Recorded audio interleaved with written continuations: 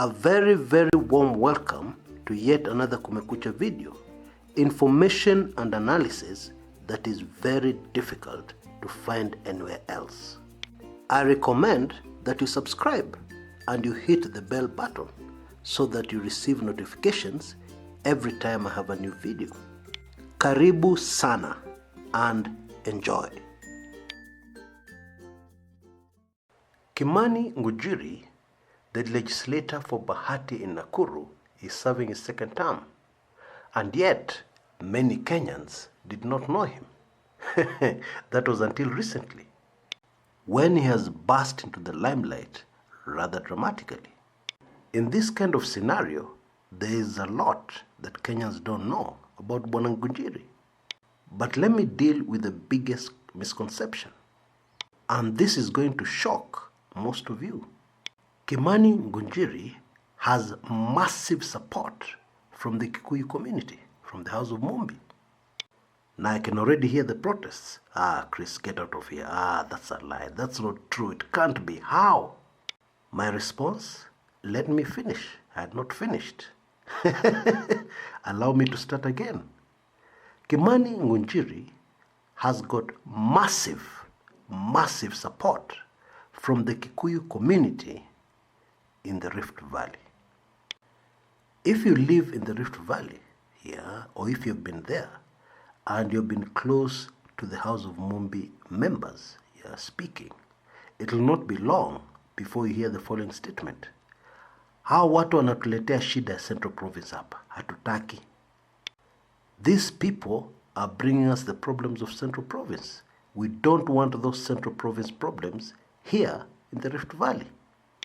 Now, that's a very telling remark, and it explains a lot. Because to understand where a man like Kimani Ngunjiri is coming from, attacking the president, you need to understand the situation of members of the House of Mumbi living and working in the Rift Valley. The handshake brought a lot of joy, and comfort to the vast majority of Kenyans. But meanwhile in the Rift Valley, it sent jitters right across the Kikuyu community living in the Rift Valley. And it is because those in the Rift Valley, both the Kalenjin community and the Kikuyu community, saw this handshake between Raila Odinga and Uhuru Kenyatta as something that would cancel an earlier handshake that had brought peace to their lives. That earlier handshake took place at the Afra Stadium sometime in 2012. And it was between Uhuru Kenyatta and William Samoei Ruto. That handshake, of course, was the beginning of the formation of the coalition that won the presidential elections the following year, in 2013. But more importantly on the ground, it signaled that members of the House of Mumbi would be able to live peacefully and do business in the Rift Valley. Especially those who called the Rift Valley home. Their fathers and their grandfathers had migrated to the Rift Valley and lived there for decades, peacefully, until the very unfortunate events of 2007, January 2008. Now that handshake at the Afra Stadium in 2012 had expectations. The House of Mumbi expected peace and tranquility. And this automatically became their major driving force and replaced tribalism, especially politically.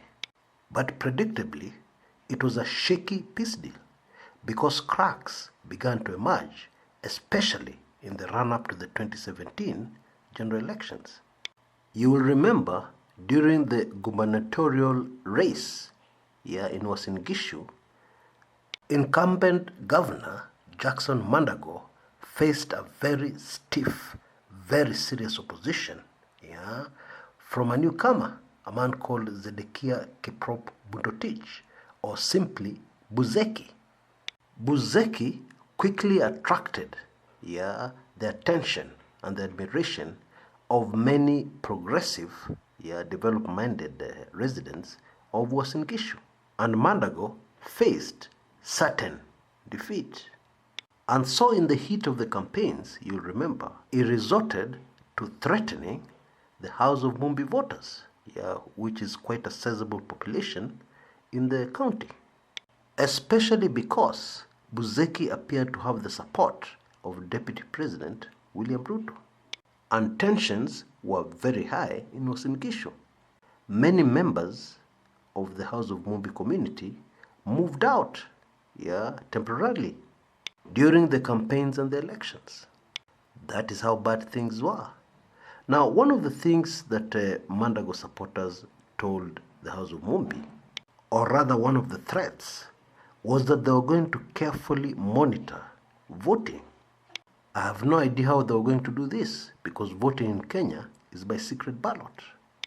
You can't see how somebody is going to vote, but I guess they had their ways. And they said they were going to monitor the first 100 votes very carefully. And if those votes did not go to Mandago from the Kikuyu community, and instead went to his rival Buzeki, they would quickly spread word and indeed instructions throughout the Rift Valley for the province to vote NASA rather than Jubilee. Now, Buzeki does not hail from the House of Mumbi. He's a Kalenjin. But that threat was directed at members of the House of Mumbi. And I believe it was effective, if election results of that particular county are anything to go by, because Mandago won easily. Now, the very sad situation here for these Kenyans is that their future and the future peace, depends very heavily on who gets elected president in 2022.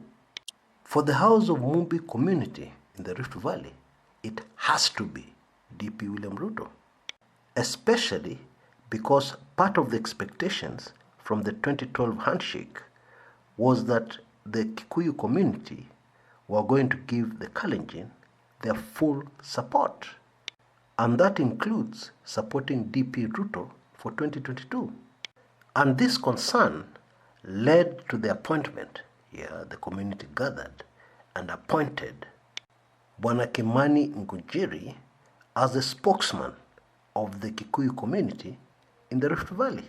That happened in July last year, July 2018.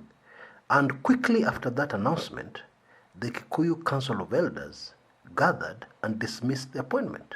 And they said the only community spokesman is His Excellency President Uhuru Kenyatta, and nobody else. However, one still cannot ignore the fact that this appointment was made by a sizable number of representation from members of the House of Mumbi in the Rift Valley. Now you can begin to understand where Kimani Ngunjiri is coming from. You can also begin to understand the secret weapon of supporters of Deputy President William Samoei Ruto. You can now begin to appreciate that this is much more than simply a reckless madman talking in the Rift Valley. It's more than that. It's deeper than that. Now, in my view, this is one of the very complex issues that the Building Bridges Initiative needs to urgently address. It is very sad that the troubles of 2007-2008, the clashes, were never fully resolved. The root cause of those clashes, this very unfortunate dark chapter in the history of Kenya, were never fully addressed or resolved. Indeed, as I make this video, and this is very sad, but it's a fact, we still have internally displaced persons within our country. By that, I mean persons who have never returned to their homes in the Rift Valley since 2008. They have never gone back. The frequent remarks by House of Mumbi community members within the Rift Valley of saying, "Mustulete hiyo shida ya Central hapa," can now be fully appreciated. Now it would appear that the DP Ruto camp is taking full advantage of this situation in the current political developments in the country that has worried very many. And it is also understandable why the recent utterances of David Murathe would have really worried, in fact, sent into a panic, members of the House of Mumbi community living within the Rift Valley. And the clear message, from the DP Ruto camp is that they have the muscle, they have the networks, and they have the full support in the Rift Valley. Yesterday, there was a clip circulating of some youths speaking in support of DP William Ruto. And this group of young men were even castigating the president for his Washenzi remarks at the coast. They were, of course, speaking much more respectfully than Kimani Ngunjiri has, but the message was not lost. They were clearly reading from the same script as Kimani Ngunjiri, only that their choice of words was much more polite, Now, of great interest was where this group said they were coming from, or where they hail from. They said they hail from Baringo. Why is that significant? It is significant because Gideon Moi, rival to DP William Ruto for many years, calls Baringo home. That is where most of his political support comes from. That is where most of the support for his KANU party comes from. And Gideon Moi is a firm supporter of the handshake and of President Uhuru Kenyatta and Raila Odinga. So what the DP Ruto camp was saying, or telling Kenyans, is that we have support in the entire Rift Valley. Even where you think you have support. Even where you think you have appointment in Gideon Moi. Even there, support on the ground is for DP William Ruto and not Gideon Moi. Now, this is precisely what I was talking about when I said in my video yesterday that the response from the DP Ruto camp, the response to the Murathe remarks and attack, have been coordinated. This is what coordination is all about, because this group of youths also called for the resignation of President Uhuru Kenyatta. Kenyans, naive Kenyans that is, are supposed to believe that all this is spontaneous, that this group of youths just woke up one morning and decided we must defend our man, and all these things are happening on the ground, spontaneously. But of course, nothing would be furthest from the truth. All these are very carefully coordinated, very carefully crafted political moves. Now, in my view, the very dangerous thing here is that most Kenyans don't want to dig deeper into this issue, and understand it fully. That's dangerous. That's very, very dangerous. Because these developments that we're witnessing on our political scene are not good for the country. Indeed, they're very alarming, if you understand exactly what's going down here. Well, in my most recent Club 1999 video, I have discussed some very sensitive things, including precisely where this latest controversy came from, or this latest saga, and why. It's important to understand why. Why did Murathe just come out and make such a statement? And I've also revealed what David Murathe's endgame is, and it is nothing short of shocking.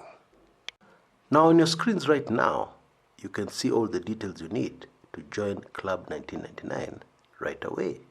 It is very easy to join, and then you'll be able to get hold of this highly sensitive video.